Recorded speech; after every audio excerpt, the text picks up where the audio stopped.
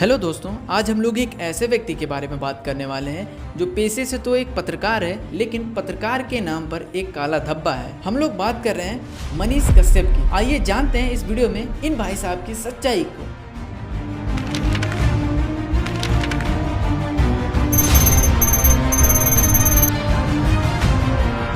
22 मई 2024 मनीष कश्यप ने अपने चैनल पर एक वीडियो अपलोड किया और उसका टाइटल रखा जर्मन यूट्यूबर ध्रुव राठी की काली सच्चाई। मनीष कश्यप ने बताया और सिखाया सबक। इस वीडियो में मनीष कश्यप ने बीजेपी के कुछ ऐसे झूठे वादों का जिक्र किया है जिसके ना कोई सर है ना पैर है। इस वीडियो में मैं उसके हर एक पॉइंट का रिप्लाई देने वाला हूँ। चलिए फर्स्ट पॉइंट की तरफ बढ़ते हैं। मोदी जी पे आरोप लगाते हैं कि मोदी जी हिंदू मुसलमान करते हैं और मोदी जी कॉम्युनल है। ध्रुव राठी, आपने आज तक पाकिस्तान पे वीडियो नहीं बनाया कि पाकिस्तान में कितने कॉम्युनल लोग रहते हैं और वहाँ की हिंदुओं की स्थिति क्या थी और आज वहाँ की हिंदुओं की स्थिति क्या है।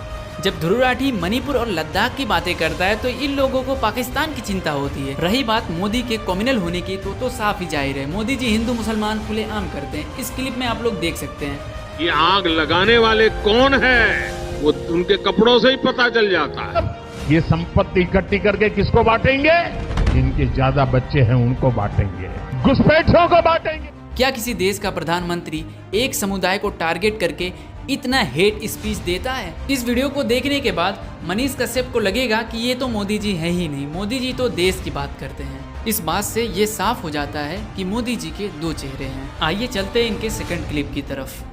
जो राहुल गांधी समय समय पे अपना वेशभूषा बदल देते हैं, उनके बारे में आप एक शब्द नहीं कहते हैं, यानी आप निहायत है और आप पैसे पे बिक गए हैं और आप जर्मनी में बैठ के भारत को बदनाम करने का भरपूर प्रयास कर रहे हैं। यहाँ पर मनीष कश्यप वेशभूषा की बात कर रहे हैं। आइए हम लोग देखते हैं नरेंद्र मोदी जी की वेशभूषा क्या है। ध्रुव राठी के इस क्लिप को देखने के बाद उन अंधभक्तों का आँख खुल जाएगा जो मोदी को कहते हैं वो तो देश के लिए अपना तन मन धन लुटाते हैं।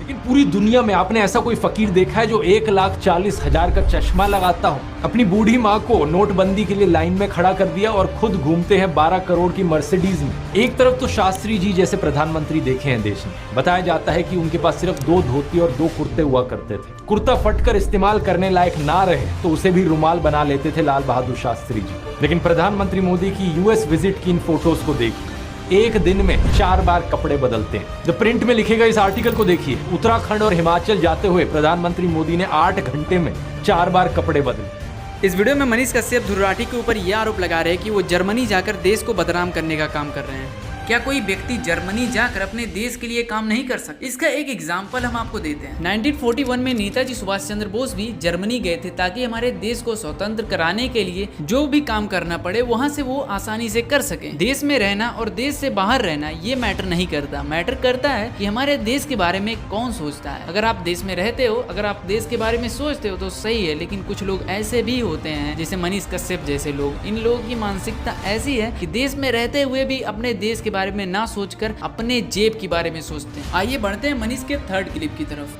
फूड सेक्टर में बिहार नंबर 1 बनेगा और स्पोर्ट्स सेक्टर में हरियाणा नंबर 1 बनेगा। भाई साहब हरियाणा और बिहार को टॉप पर ले जाने की बात कर रहे हैं, जबकि मोदी सरकार ने पहले से ही हरियाणा और बिहार को टॉप पर पहुंचा दिया है, वो भी अनएम्प्लॉयमेंट सेक्टर में। आप लोग इस डेटा को देख सकते हो, हरियाणा सबसे टॉप पर अनएम्प्लॉयमेंट में है, उसके बाद राजस्थान, फिर थर्ड नंबर पे बिहार। इतने ज्यादा अनएम्प्लॉयमेंट रेट होने के बाद भी मोदी सरकार यहाँ पर कुछ भी नहीं कर रही।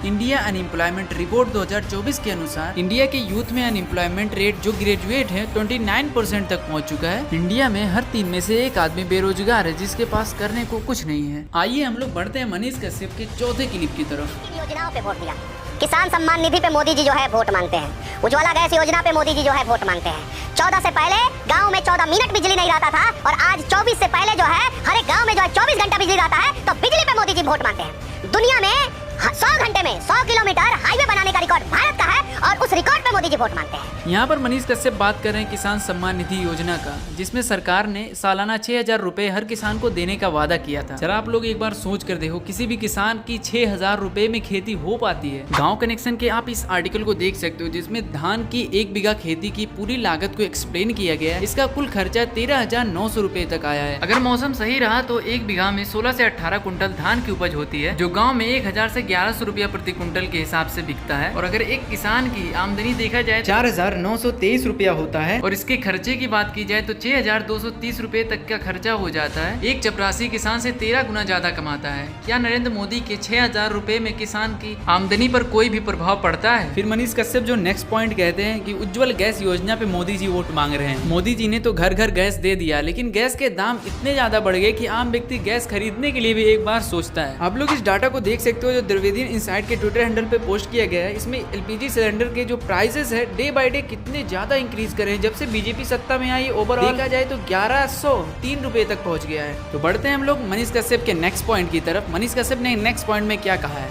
14 से पहले गांव में 14 मिनट बिजली नहीं रहता था और आज 24 से पहले जो है हर एक गांव में जो है 24 घंटा बिजली रहता है। तो बिजली पे मोदी जी वोट मांगते हैं। यहाँ पर मनीष कश्यप इलेक्ट्रिसिटी की बात करें कि 2014 से पहले 14 मिनट तक बिजली नहीं रहती थी और अब 24 घंटे बिजली रहती है। 24 घंटे बिजली रहने की बात तो ये तो सरासर गलत है, क्योंकि जहाँ पर मैं रहता हूँ यहाँ पर अभी 12 घंटे तक बिजली नहीं रहती है। बात बिजली 24 घंटे रहने या न रहने से नहीं है, बात बिजली के प्राइस से है। क्या बिजली के प्राइस बीजेपी ने इंक्रीज नहीं किए? आप लोग इस डाटा को देख सकते हो जहां पर किलोवाट की कीमत बिजली की बताई गई है। 2015 में बिजली की कीमत थी 5.21 रुपीज पर किलोवाट और 2022 तक इसकी कीमत बढ़कर 6.29 रुपीज पर किलोवाट तक हो चुकी थी। अगले ही क्षण मनीष कहते हैं बीजेपी की तारीफ में कि 100 घंटे में 100 किलोमीटर रोड बनाने पे मोदी जी वोट मांगते हैं। दुनिया में 100 घंटे में 100 किलोमीटर हाईवे बनाने का रिकॉर्ड भारत का है और उस रिकॉर्ड पे मोदी जी वोट मांगते हैं। मोदी जी ने रोड बनवाकर अच्छा काम किया, लेकिन रोड पर चलने वाले वाहनों की तेल की कीमत बढ़ाकर मोदी जी ने उन वाहनों को चलने से ही रोक दिया। आप लोग इस रिपोर्ट को देख सकते हो। मई 2014 में पेट्रोल का प्राइस जो था 71 रुपया था और उससे बढ़कर दिसंबर 2020 में 90 रुपया हो गया और डीजल जो 56 रुपए लीटर था वो बढ़कर 80 रुपए लीटर हो गया। आप लोग सोच कर देखो, एक तरफ मोदी जी लोगों के चलने के लिए रास्ता बना रहे हैं और दूसरी तरफ उसी रास्ते में कांटा भी बिछा रहे हैं। जब से बीजेपी सत्ता में आई है तब से पेट्रोल हो या डीजल या फिर गैस या इलेक्ट्रिसिटी, इन सभी के दाम बढ़ रहे हैं जो आम आदमी के रोजमर्रा के जीवन में काम आते हैं। अगले ही क्षण मनीष कश्यप कहते हैं कि ईमान बेचने वाले ध्रुव राठी इंडिया में आकर इंडिया के स्वास्थ्य व्यवस्था को दिखाओ। 2 मिनट 45 सेकंड पे मैंने आपको एक एग्जाम्पल दिया था नेताजी सुभाष चंद्र बोस का, वही एग्जाम्पल यहाँ पर भी आता है। अरे ईमान बेचने वाले ध्रुव राठी, हिम्मत है तो आओ भारत की सड़कों पे उतरो और दिखाओ भारत का स्वास्थ्य व्यवस्था, शिक्षा व्यवस्था दिखाओ, सच्चाई दिखाओ। हमें कोई दिक्कत नहीं होगा, लेकिन जर्मनी में बैठ के भारत के प्रधानमंत्री को अगर बेशरम कहोगे और तुम्हारे जैसे लोगों को सबक सिखाया जाना चाहिए। ये तो ऐसी बात हो गई कि किसी भी शहर में हजारों हॉस्पिटल है, लेकिन उन हॉस्पिटल में किसी के इलाज कराने के लिए इतने पैसे चार्ज किए जाते हैं कि आम जनता उसे अफोर्ड ही नहीं कर सकती। वहाँ की दवाइयाँ इतनी महंगी होती हैं कि कोई आम व्यक्ति खरीद ही नहीं सकता। ऐसे ही मोदी जी योजनाएं तो लाते हैं, लेकिन वो आम जनता के फायदे के लिए नहीं, वो उन लोगों के लिए होती है जो पहले से ही पैसे वाले हैं। सबक तो तुम जैसे पत्रकारों को लेना चाहिए ध्रुव राठी से, क्योंकि वह जर्मनी में रहकर देश के बारे में सोचता है। हाँ, तो इस वीडियो में इतना ही। अगर आप लोग अभी तक चैनल को सब्सक्राइब नहीं किया हो तो चैनल को सब्सक्राइब करके और इस वीडियो को जरूर से लाइक कर देना और मिलते हैं किसी नेक्स्ट वीडियो में।